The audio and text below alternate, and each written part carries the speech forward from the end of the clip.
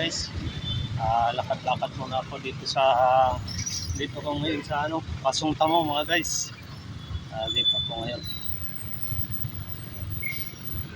Nilalakad ko itong kahabaan ng Pasong Tamo. Yan. Mayroon akong pupuntahan mga guys.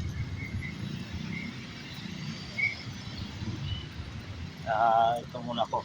Lalakad din ako ngayon sa Pasong Tamo. Yan mga guys. Traffic lang.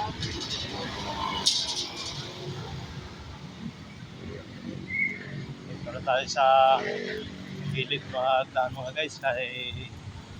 Yung mga sakyan sa lubong, walang pakundangan na tumatakbo sila. Mga guys, dito sa tinanaanan ko, ganda, malilim mga guys.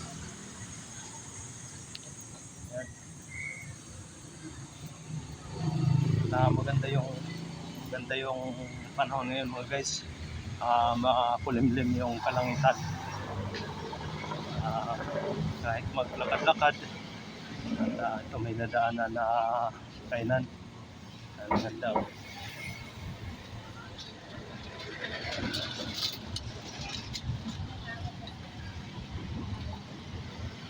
Guys,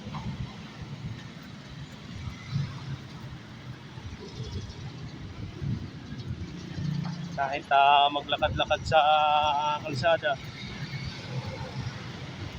hindi masyadong nakakapagod kasi kulimlim ang kalangitan. Dito guys, sa lugar na to, sa Pasong Tamo na to, yung mga panahon pang mga nakaraan, mga taon nakaraan, hindi ganito kadami yung mga sasakyan na dumadaan.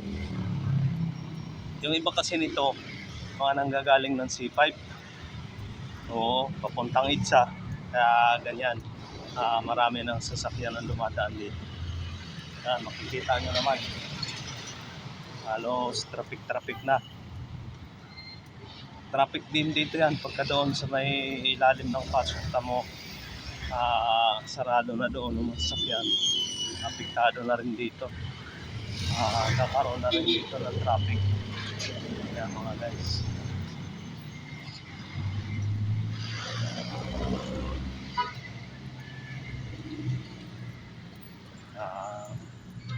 ayan mga guys,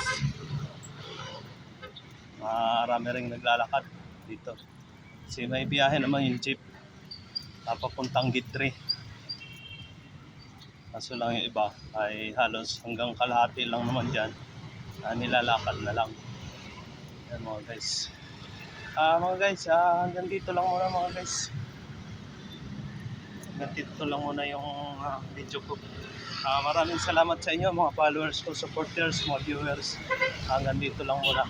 Maraming salamat sa inyong patuloy na pagsubaybay sa aking mga videos. Maraming salamat. Hanggang dito lang muna ako sa Mahinisan. Sige mga guys, maraming salamat guys. Bye bye, see you on my next video.